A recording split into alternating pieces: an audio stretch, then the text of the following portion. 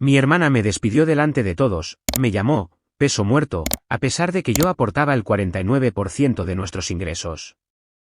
No dije nada. Pero a la mañana siguiente, ella no tenía empresa. Hola, soy Leora, y el mes pasado, mi hermana me despidió. No porque fallara, sino porque hice que la empresa ganara más dinero que ella jamás. Se plantó en la sala de juntas, sonrió como si me estuviera haciendo un favor, y dijo que ya no estaba alineada con la visión. Le di 5 años. Construí el 49% de nuestro flujo de ingresos desde cero, y ella me borró en menos de 5 minutos. Pero lo que no sabía, era que al día siguiente, recuperaría todo lo que pensó que me había robado, y ni siquiera tuve que alzar la voz. Antes de que nos adentremos, dime, ¿qué hora es donde estás escuchando y de dónde eres? Déjalo en los comentarios, los leo todos. El lunes por la mañana en Charleston nunca se sintió así. El aire aún estaba lo suficientemente cálido para llevar manga corta, pero el cielo tenía el color de una fría hoja de acero. Entré en el edificio de fachada de cristal que habíamos construido desde cero y yo con las ideas, Vera con el dinero y asentí a la recepcionista, que apartó la mirada demasiado rápido. Pensé que era solo nervios por la cumbre de otoño. Teníamos lista nuestra línea de productos, la marca pulida. Tenía una llamada con un cliente programada para las 10. Mi taza de café reutilizable humeaba en mi palma. Adoro esa cosa, la compré en Asheville en un viaje de fin de semana antes de que papá enfermara. El ascensor sonó y me dejó en el 6º piso, donde nuestro equipo trabajaba en tranquila armonía la mayoría de los días, pero no hoy. Pasé junto a 2 empleados junior acurrucados cerca de la cafetera, hicieron una pausa en sus susurros cuando me vieron. Alguien de recursos humanos, Masi, la que solía pedirme recomendaciones de té de hierbas, estaba esperando fuera de la puerta de mi oficina, y a su lado, Alan de legal, con los brazos cruzados. Mi corazón se encogió, pero aún así sonreí. Buenos días. ¿Qué está pasando? No me devolvieron la sonrisa. Masi habló como si estuviera leyendo un guión. Leora, necesitamos revisar algunos documentos contigo. ¿Podemos pasar? Ni siquiera llegué a iniciar sesión en mi computadora. No llegué a encender la lámpara de escritorio que siempre dejaba inclinada. Ya había una carpeta esperándome en mi escritorio. Me la entregaron como si fuera una citación, aviso de despido con efecto inmediato, un acuerdo de confidencialidad que prácticamente me amordazaba para no hablar de nada, un cheque de indemnización que se sentía como un soborno. ¿Por qué?, pregunté, mi voz aún tranquila. Alan se aclaró la garganta. Vera ha recibido múltiples informes de dificultad para colaborar contigo, imprevisibilidad emocional, interrupción en las comunicaciones con socios. Interrupción, parpadeé. ¿Te refieres al acuerdo de bienestar corporativo que cerré el mes pasado que añadió un 40% al crecimiento del tercer trimestre? Masi no respondió, sus ojos se desviaron hacia Alan. Aporto casi la mitad de nuestros ingresos brutos y me despiden 2 días antes de la cumbre. Ella está ejerciendo sus derechos como accionista mayoritaria, respondió Alan con suavidad. Los derechos de voto de la Junta son solo suyos, según el fideicomiso de su padre. Claro. Papá. Su documento de hace 7 años, solo firma esto ahora, lo actualizaremos después, el que confíe en Vera para enmendar conmigo cuando llegara el momento. Me senté allí, el calor extendiéndose por mi pecho, no por ira, todavía no, sino por el ardor de la humillación. Ni siquiera bajó ella misma para decírmelo. Nos pidió que nos aseguráramos de que fuera profesional, susurró Masi. ¿Profesional? Sí, como embolsar un cuerpo y no manchar la alfombra de sangre. Me dejaron sola para recoger mis cosas. Pero, ¿qué recoges cuando has puesto tu alma en un lugar durante 12 años? No empaqué mucho. Solo la taza blanca astillada con Built from Nothing escrita en ella con letra que se desvanecía, un cuaderno de ideas que nunca llegarían a la sala de presentación, una foto mía y de Vera, con los brazos entrelazados en nuestro primer puesto pop-up en 2014. La saqué del marco y la metí en mi bolso, boca abajo. La oficina estaba demasiado silenciosa. Nadie hablaba, nadie me miraba, excepto una nota amarilla pegada en el borde de mi monitor. Decía, lo siento. Todos lo sabemos. No reconocí la letra, no necesitaba hacerlo. Mientras caminaba por el pasillo, mis tacones resonando un poco demasiado fuerte, pasé por la sala de conferencias de cristal. Vera estaba de pie al frente de la mesa, ensayando para su gran presentación. Estaba usando mi presentación, mi guión, incluso la fraseología que yo había elaborado para atraer a nuestros clientes de la costa oeste. Sonaba hueco en su boca. Estaba leyendo líneas, no hablando con visión. No entré, no interrumpí. Simplemente la observé un momento detrás del cristal, y me di cuenta de que había estado practicando cómo convertirse en mí. Y ahora, me estaba descartando como una nota de ensayo. No lloré. No entonces. Simplemente me ajusté la bufanda, asentí una vez a mi propio reflejo, y caminé hacia el ascensor. Pero salir por esa puerta de cristal no fue lo peor. Fue el silencio que siguió. El sonido de la puerta del ascensor cerrándose aún resonaba en mis oídos cuando llegué a casa el lunes por la noche. Pero no fue hasta la mañana siguiente, cuando el sol se filtró por las persianas de mi tranquilo apartamento en Mount Pleasant, que el verdadero peso me golpeó. Me senté al borde de la cama, todavía con los jeans de ayer, desplazándome por las docenas de notificaciones que iluminaban mi teléfono. LinkedIn ya estaba en llamas con publicaciones de felicitación sobre la nueva dirección de liderazgo en la empresa. Una foto de Vera en el podio de la cumbre, con dientes blancos y frases prestadas, estaba en la parte superior de mi feed. Ni una palabra suya, ni un solo mensaje o correo electrónico desde que me sacaron como a una extraña. Me levanté y caminé hacia la cocina, encendiendo el hervidor. Mi mano se dirigió instintivamente hacia la taza blanca astillada. Built from nothing. Todavía en pie. Todavía mía. Es curioso, pensé. El mundo espera que las mujeres como yo, que construyen, que se adaptan, que creen, absorban la traición como si fuera parte del trabajo. Se supone que debemos aceptarlo con gracia, sonreír, encender una vela, escribir un diario al respecto, quizás publicar alguna cita de yoga sobre el crecimiento y la resiliencia. Pero no hoy. Hoy, dejé que la amargura se sentara junto a mi café. No me vestí. No me duché. Simplemente me senté en mi cocina, envuelta en mi bata, y recordé. Porque la verdad es que, esta no era la primera vez que Vera intentaba borrarme. Hace 2 años, estábamos celebrando nuestra ronda de financiación Serie A. Papá había fallecido hacía solo 6 meses, y Vera acababa de asumir el cargo de CEO según su testamento. Sus acciones fueron para ella. En ese momento, no se me ocurrió cuestionarlo. Éramos hermanas, sangre. Me había prometido que actualizaríamos la estructura juntas, que yo siempre tendría voz. Esa noche, organizó una cena en la azotea de The Watch en el centro. Un lugar elegante, a la luz de las velas y lleno de inversores que no paraban de hablar unos sobre otros. Estaba sentada a 2 sillas de Vera. Se levantó para brindar, agradeció al equipo de diseño, al CFO, incluso a nuestra jefa de recursos humanos. Nunca me mencionó. Cuando la interrogué al respecto después, sonrió y dijo, Lea, todos saben que eres el alma de esta empresa. No necesité decirlo.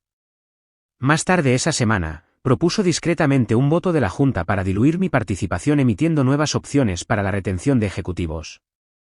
La enfrenté en la oficina. Esto me reduce del 32% al 19%.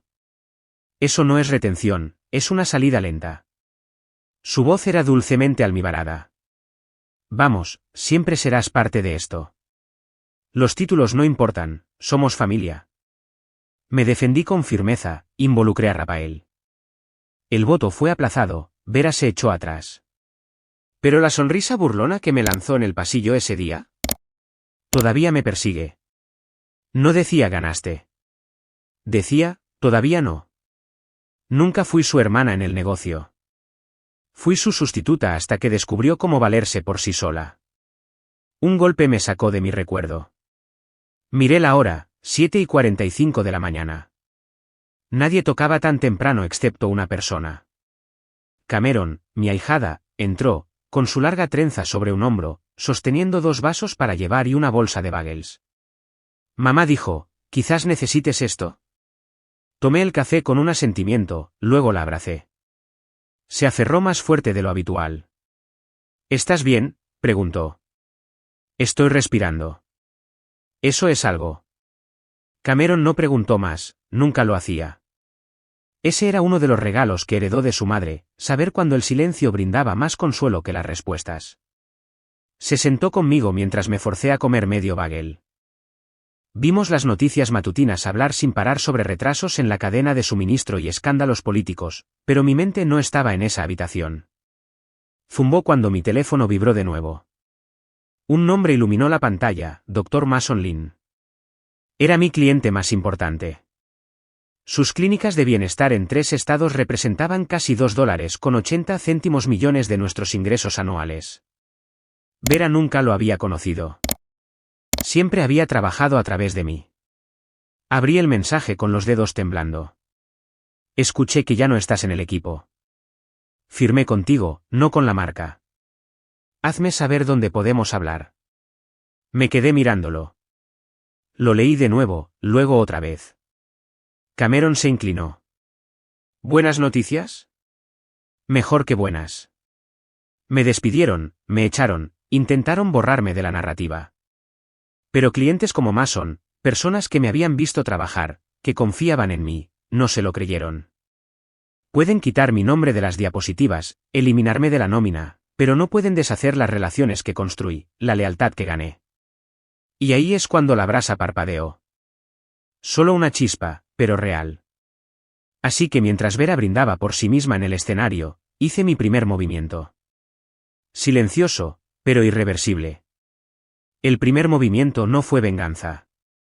Fue recuperación. Y comenzó con un nombre: Rapael. Nos reunimos a la mañana siguiente en un pequeño café-librería escondido cerca de King Street. El tipo de lugar que olía a papel usado y granos de espresso. La ciudad apenas despertaba, lenta y brumosa, y dentro, el bajo murmullo de la conversación cubría la mesa de la esquina que siempre usábamos cuando no queríamos que nos encontraran. Rapael ya estaba allí, de espaldas a la pared, sus ojos escaneando el frente por costumbre. Nunca decía mucho más de lo necesario. Su fuerza no estaba en el ruido, sino en la precisión. Me deslicé en la silla frente a él, dejé mi bolso sin decir una palabra. Él empujó un capuchino hacia mí. Sin azúcar. Todavía como te gusta. Asentí, luego le sostuve la mirada. ¿Qué encontraste? Abrió su portátil, inclinando la pantalla hacia mí mientras la protegía con un menú doblado. Ese gesto por sí solo aceleró mi ritmo cardíaco. Rapael nunca protegía las pantallas a menos que fuera algo serio. Ha estado desviando dinero, contratos de consultoría, a través de un proveedor fantasma, su voz apenas era un susurro. Se pasaron por alto completamente 2 votos de la Junta. Mi estómago no se revolvió, mis manos no temblaron. En lugar de eso, revolví el café lentamente, manteniendo mi ritmo incluso cuando la cuchara golpeaba contra la porcelana, solo un poco demasiado fuerte. ¿Quién firmó la aprobación? Ella lo hizo, bajo autorización ejecutiva. ¿Pero la cantidad, Leora? No es dinero suelto. Estamos hablando de 6 cifras en 9 meses. Me quedé mirando la pantalla. Un proveedor fantasma. Alguna LLC fabricada. Vera siempre había sido cuidadosa, pero nunca lo suficientemente inteligente como para recordar que yo conocía sus patrones mejor que nadie. Jugaba a las damas mientras pensaba que jugaba al ajedrez. No reaccioné. Solo asentí. Envíame los documentos, dije. Quiero cotejar algo. Rapael hizo una pausa. ¿No estás pensando en demandar, todavía? Todavía no, dije. Estoy pensando en influencia. Al mediodía, estaba de vuelta en mi apartamento, con las mangas remangadas, el pelo recogido, cajas de archivos archivados esparcidas por el suelo. No había abierto esto en años, no lo necesitaba. Mi memoria era demasiado buena. Solo necesitaba confirmación. 3 cajas después, lo encontré. Una carpeta roja marcada Resolución de Conflictos 2020, borradores de NAA. Fue el año en que Vera intentó forzarme a callar durante una disputa con un inversor inicial.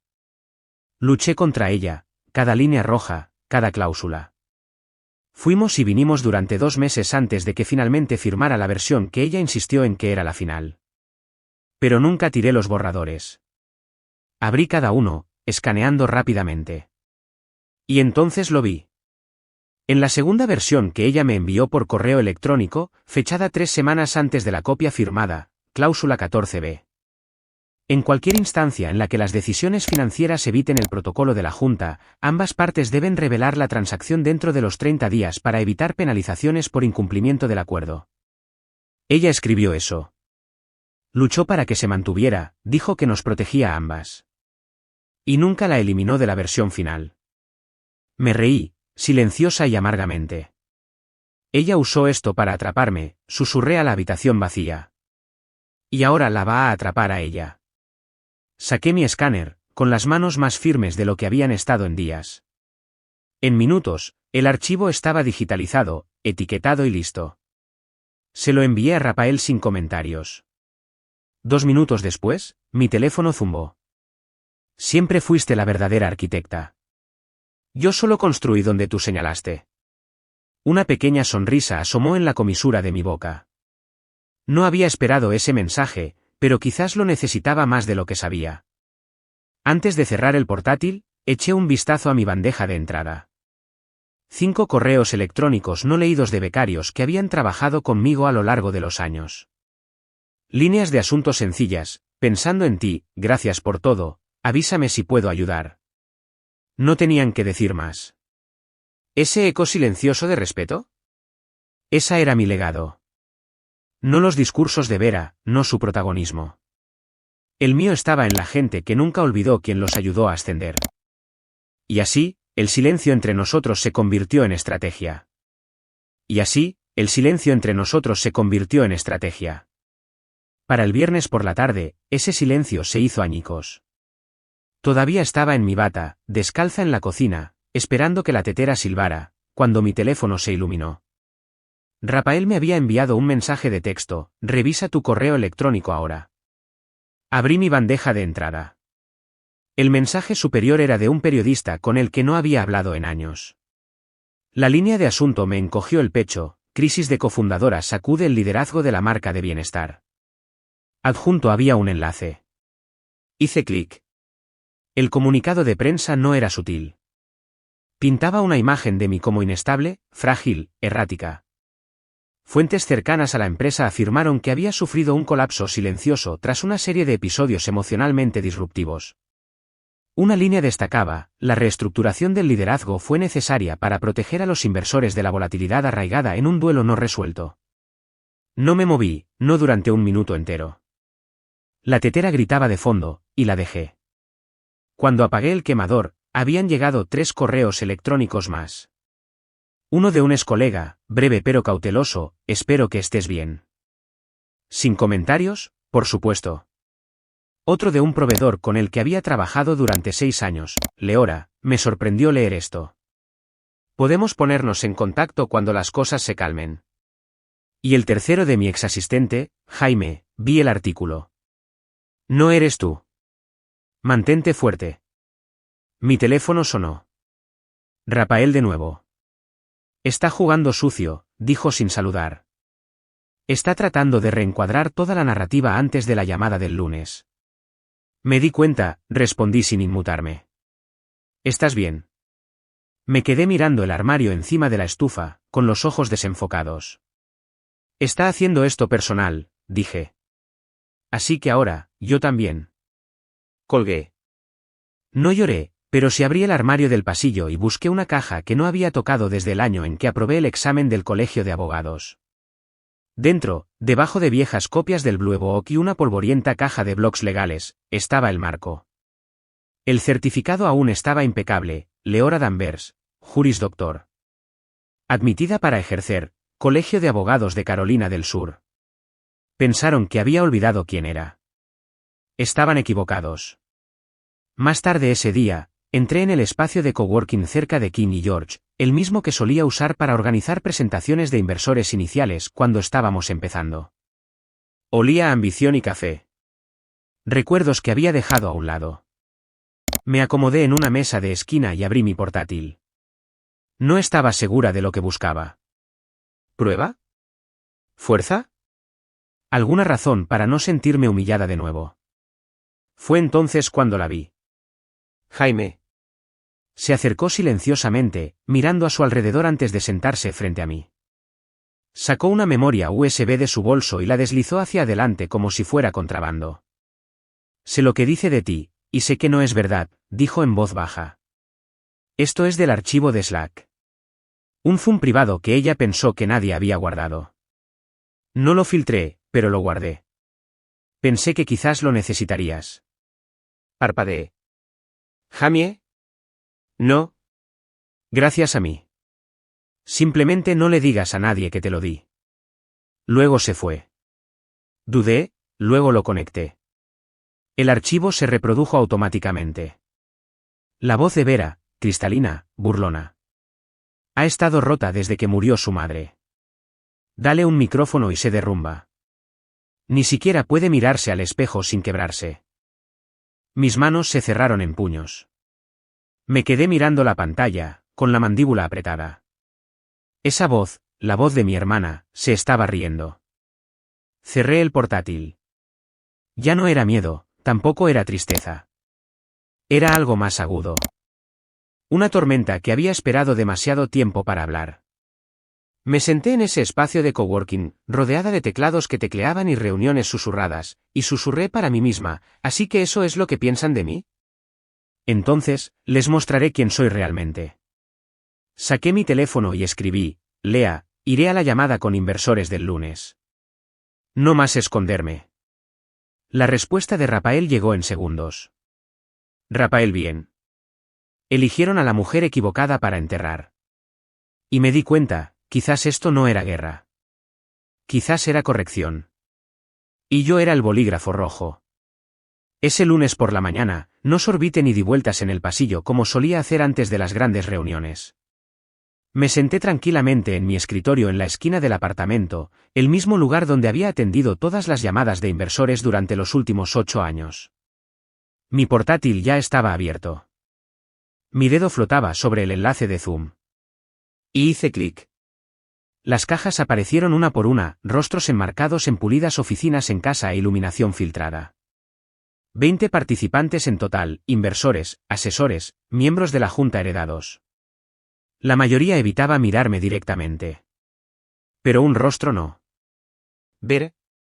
Estaba en modo CEO completo. Moño pulido, lápiz labial rojo, ese fondo suave de ladrillo visto y una higuera de hoja de violín. Sonrió débilmente, como si supiera algo que nadie más sabía. Buenos días a todos, dijo, como si nada estuviera mal. Comencemos con una rápida actualización sobre el liderazgo. Activé el sonido. Sus ojos parpadearon, muy ligeramente. En realidad, dije con serenidad, antes de hacer eso, me gustaría aclarar algunas cosas. El silencio cayó tan rápido que casi zumbó. Alguien tosió. Otro se recostó en su silla. Leora, comenzó un socio senior de Atlanta, claramente incómodo. Nos dijeron que te habías retirado. Mantuve mi voz tranquila, controlada. No me retiré. Fui despedida, sin votación, sin causa, a pesar de contribuir con casi la mitad de los ingresos brutos de la empresa a través de la adquisición de clientes y el desarrollo backend. Escuché a alguien moverse al otro lado, el audio lo captó como un viento fuerte. Desarrollé el embudo de experiencia de usuario que impulsó nuestra tasa de conversión del 8% al 21% en menos de 9 meses. Traje nuestro acuerdo de plataforma de bienestar insignia, $2.80 millones anuales. Y tengo registros de Git con marca de tiempo para probar cada línea de código que escribí. Mis ojos nunca dejaron los de Vera. Pero más que eso, dije, le di a esta empresa su núcleo, sus valores, su historia. Eso no se construyó en una sala de juntas. Eso vino de noches tardías, semanas sin dormir, y una razón muy personal por la que empecé esto contigo en primer lugar. El contigo permaneció. Vera sonrió burlonamente. Luego se inclinó hacia adelante, con la barbilla apoyada en la mano, e inclinó la cabeza como una terapeuta fingiendo empatía. Oh, querida, dijo, su voz goteando veneno dulzón. No recibiste el memo. Extendió la mano a su lado y sacó un archivo. Presenté el formulario 1122 en la oficina del secretario de Estado el viernes pasado.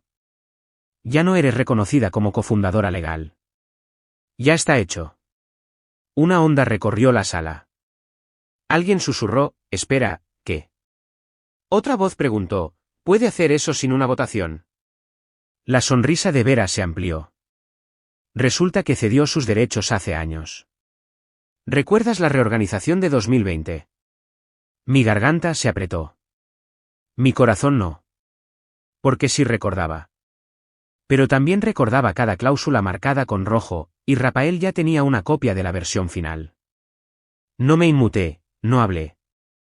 Simplemente extendí la mano hacia el botón de grabación de pantalla, hice clic y abandoné la llamada. La pantalla del portátil se desvaneció a negro. Me senté allí un momento, rodeada de silencio. Luego me recosté en mi silla, miré el ventilador de techo mientras hacía su lento círculo, y alcancé mi teléfono. Había una llamada que necesitaba hacer. Una voz respondió después de 2 timbres. Carter, Nolan y Rowe. ¿En qué puedo ayudarle? Soy Leora Danvers, dije con claridad. Me gustaría hablar con alguien sobre la destitución ilegal de cofundadores y fraude corporativo. Una pausa. Luego, espera, eres la cofundadora que intentaron despedir, ¿verdad? Sonreí, solo ligeramente. Esa soy yo. La recepcionista de Carter, Nolan y Rowe me recordó. Y quizás esa fue la primera sorpresa del día. No porque esperara ser olvidada, sino porque habían pasado años desde la última vez que crucé esa pesada puerta de nogal con algo parecido a la confianza. Pero esta vez, no estaba allí para dudar de un contrato. Estaba aquí para proteger todo lo que había construido, de alguien que compartía mi sangre pero no mis principios. Me acompañaron arriba. La sala de juntas era elegante, paredes de cristal, revestimiento de madera minimalista y ni un solo centímetro de espacio desperdiciado. Diane Kessler entró precisamente a las 2:03 de la tarde, toda traje gris y sin rodeos. Se sentó frente a mí y abrió la carpeta sin charla trivial. Ya me caía bien. He revisado las presentaciones del formulario 1122, dijo, golpeando su bolígrafo en el borde del papel. Tu documentación de capital original y contratos de propiedad intelectual están intactos. ¿Lo que presentaron? Falsificado. No de manera descuidada, pero no lo suficiente como para sostenerse en la corte. Se inclinó ligeramente, asintiendo una vez. Sus ojos se encontraron con los míos. Esto no es solo un despido injusto, señorita Danvers. Es fraude corporativo. Esas 3 palabras deberían haber sonado como un trueno, pero todo lo que sentí fue calma. Mientras su asociado reunía las mociones necesarias para una orden de emergencia, escaneé la lista de pruebas, registros de HIP, cadenas de correos electrónicos, el acuerdo de confidencialidad con la línea roja que Vera había pasado por alto, y los registros del sistema, cada contacto de cliente que vinculaba su confianza a mi nombre, no solo a la marca. Para cuando salí del bufete, Charleston había comenzado a oscurecer. El atardecer de otoño pintaba el horizonte con pinceladas de ámbar y lila. Caminé por el camino largo de regreso a mi apartamento, por East Bay Street, solo para respirar. Era una paz falsa. Esa noche, mientras recalentaba sopa de calabaza sobrante, mi teléfono zumbó, luego otra vez, y otra vez. Me sequé las manos y lo recogí. 3 mensajes no leídos. Oye, me enteré de lo que está pasando. ¿Estás bien? Alguien está diciendo que tuviste un colapso. ¿Vera dijo que estuviste hospitalizada hace unos años?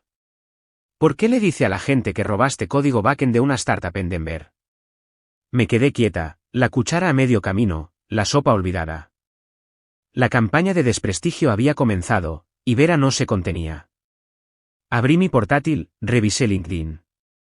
Efectivamente, se estaban compartiendo chivatazos anónimos bajo publicaciones vagas sobre la inestabilidad de cofundadores y el robo de código propietario.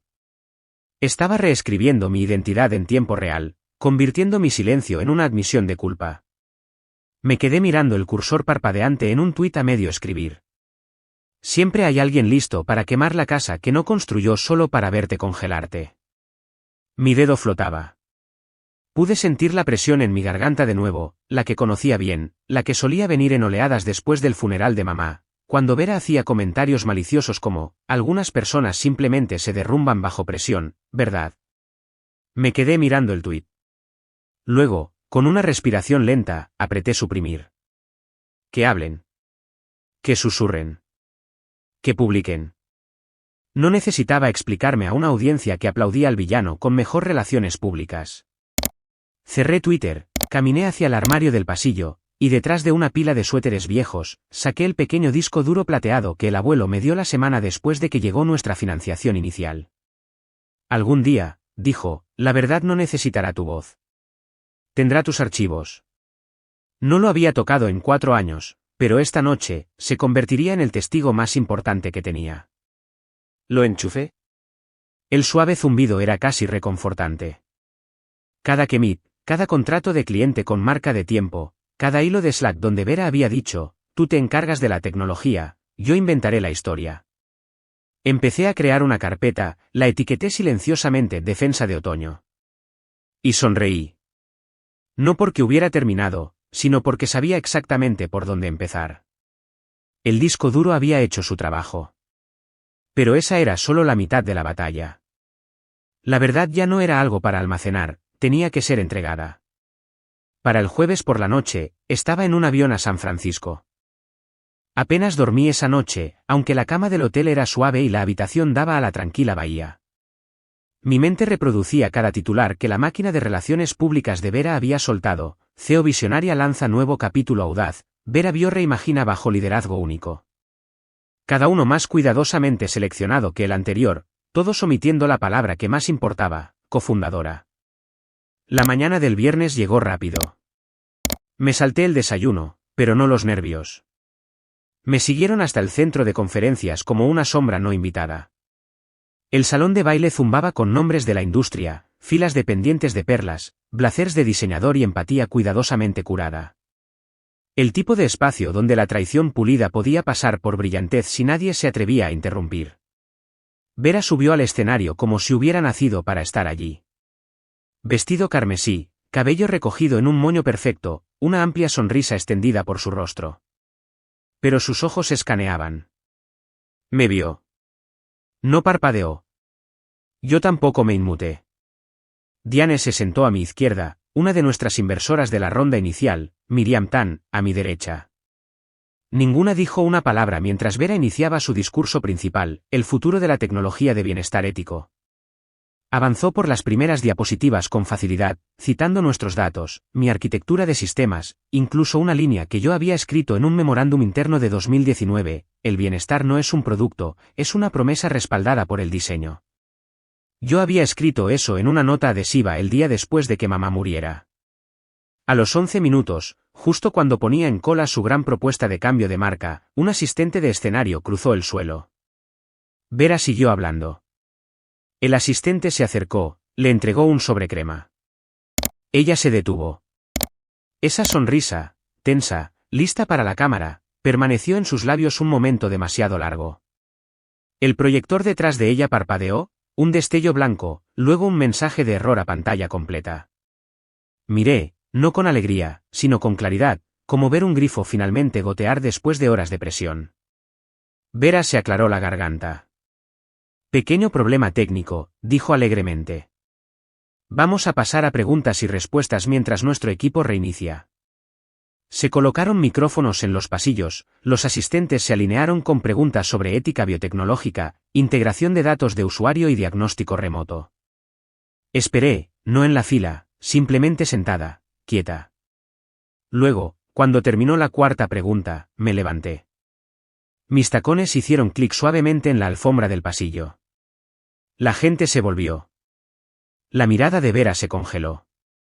Me detuve en el micrófono, lo ajusté, y hablé. Hola, soy Leora Jennings, ex circuito y cofundadora de Vera Bio.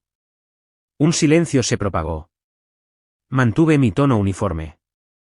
Lo que han visto hoy, el modelo de producto, la interfaz de cliente y el lenguaje de diseño, se basa en trabajo propietario desarrollado por mí sin consentimiento.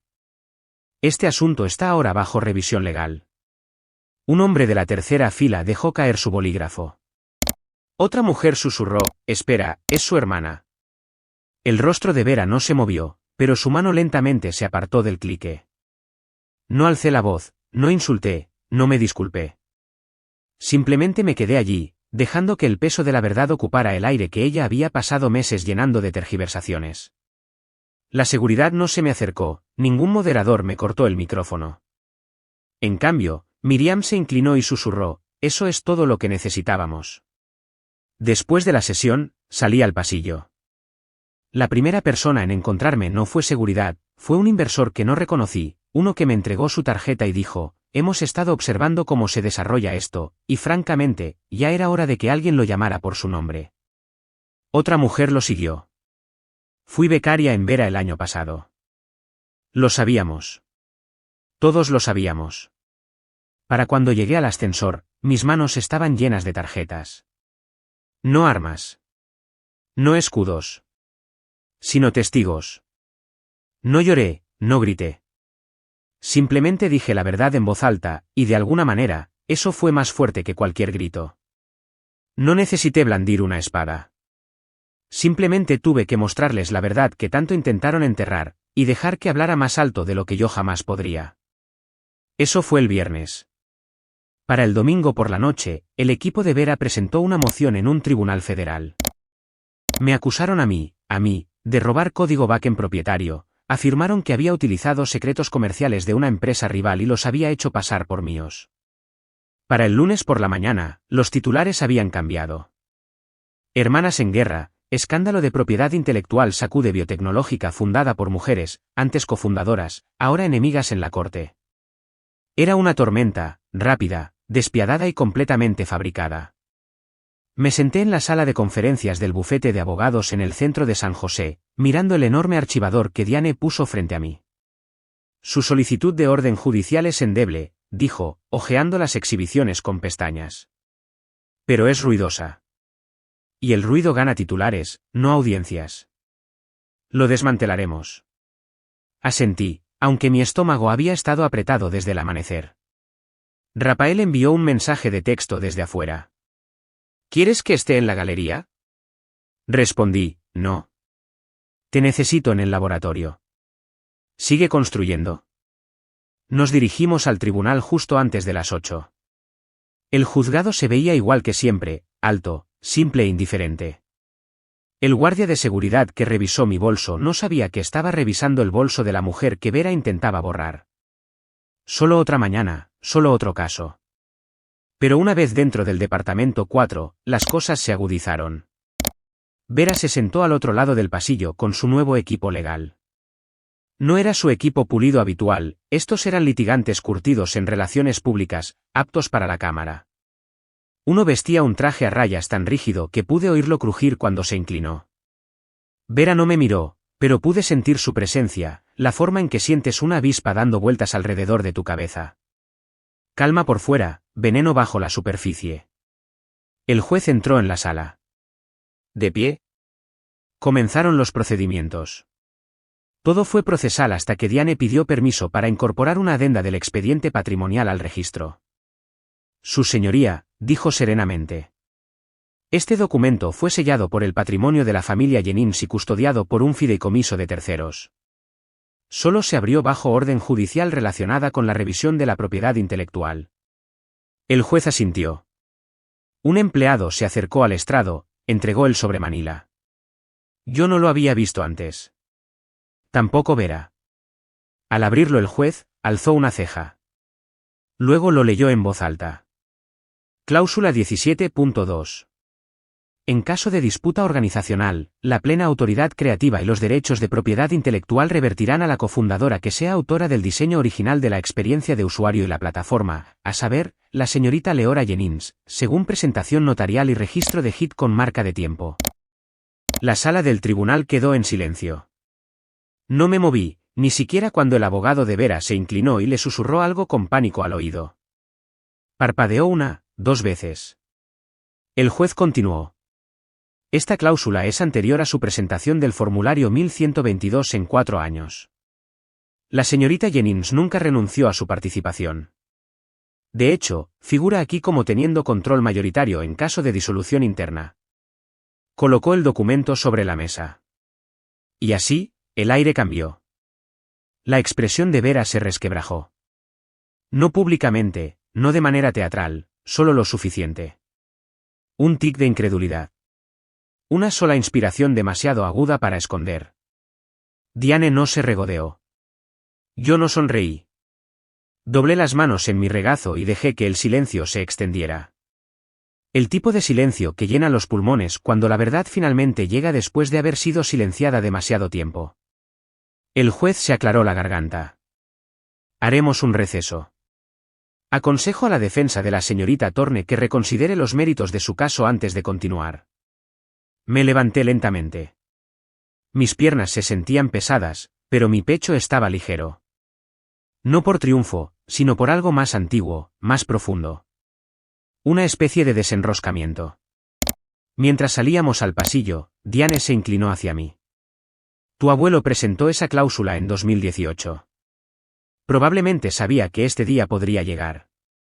No hablé, pero por dentro, un calor floreció. No alegría, no orgullo. Alivio. Alivio de que alguien hubiera creído en mí antes de que yo supiera que los necesitaría. Mientras los periodistas inundaban el vestíbulo y las cámaras se inclinaban para echar un vistazo a las hermanas en guerra, seguí caminando. Pasé el ruido, pasé los flashes, hacia el sol. Algunas pérdidas no te quitan el aliento. Te lo devuelven.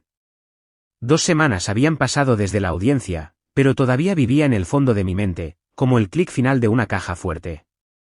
Silencioso, final, irrevocable. Esa mañana, salí temprano, antes de que se asentara el calor, antes de que el mundo recordara quién era yo. La vieja casa ya no estaba, vendida durante la sucesión. Pero el jardín del abuelo aún permanecía, mitad salvaje, mitad leal. El toronjil se había colado entre el tomillo, y las hortensias se inclinaban pesadas por la negligencia. Pero seguía siendo su espacio. Caminé lentamente por el viejo sendero de losa, pasando las yemas de los dedos por las barandillas de madera astillada. Los rosales estaban demasiado grandes, rebeldes de una manera que me hizo sonreír. Me detuve bajo la higuera, me senté en el banco oxidado y saqué la carta de mi bolso. El papel estaba suave, amarillento por los bordes. Su letra era inconfundible, ligeramente inclinada, tinta azul, siempre en cursiva. Leora. Si estás leyendo esto, no hice mi trabajo lo suficientemente pronto. Nunca fuiste la segunda. Simplemente pensé que no necesitabas que lo dijera. Me equivoqué. Siempre fuiste tú la que mantenía las cosas juntas, incluso cuando no era tu trabajo. Siento haber dejado que otros pensaran lo contrario. Abuelo. Me senté un rato, escuchando el viento remover las hojas secas. No lloré. Ya no lo necesitaba. A última hora de la tarde, regresé en coche al nuevo campus de San Diego. Mi campus. No más la firma de Vera en las puertas. No más miradas de reojo, preguntándome si aún pertenecía. Se había instalado una placa modesta la semana anterior, el Centro Bundy para el Descubrimiento Celular. Estacioné en la parte trasera y entré por la entrada del personal, de la misma manera que siempre solía hacerlo. Hábito, quizás. Humildad. Al entrar, la recepcionista levantó la vista y sonrió. Bienvenida de nuevo, doctora Bundy. Lo dijo como si siempre hubiera sido mío. Asentí, devolví la sonrisa y caminé por el pasillo hacia la oficina que me habían asignado. No era en una esquina, no era ostentosa, pero daba a los árboles del campus y tenía espacio para pizarras y marcas de café. Me quedé en el umbral un momento antes de entrar. Las paredes aún estaban desnudas, el escritorio limpio. ¿Pero el segundo cajón a la derecha? El cajón del abuelo. El que había traído del viejo laboratorio. Esperaba. Lo abrí lentamente. Ahí estaba. El bolígrafo de marfil. Todavía suave, todavía frío al tacto. El que él me había dado cuando entré en Stanford. No lo había usado en años, no desde antes de que Vera y yo dividiéramos roles. No desde que dejé de sentir que cualquier cosa que construía duraría lo suficiente como para firmar. Pero ahora, había algo que terminar. En la mesa frente a mí estaba el acuerdo final de transferencia, con la renuncia de Vera y la reasignación completa de acciones. Ni una cláusula sin tocar, ni un dígito faltante. Mi abogada ya había hecho el trabajo duro. Este era el último pliegue en la página, la firma que cerraba la puerta. Destapé el bolígrafo, Hice una pausa, respiré hondo, luego escribí mi nombre. Lentamente. Deliberadamente. Sin mano temblorosa. Sin mandíbula apretada. Solo presencia. Leora Jennings, cofundadora y directora creativa. No era venganza. Ni siquiera era triunfo. Era equilibrio. Era mío. Dejé el bolígrafo suavemente y miré afuera. El sol bajaba, proyectando largas sombras en el campus. Los estudiantes pasaban con café, batas de laboratorio y auriculares, ajenos a los años que llevó abrir este espacio. Y eso estaba bien. El legado no se trata de ser conocido. Se trata de saber que lo que construiste, silenciosa, obstinadamente, se mantendrá después de que salgas de la habitación. Salí. Hacia el día que se desvanecía. Hacia lo que sea que viniera después. Algunos nombres son pesados. Hasta que los cargas.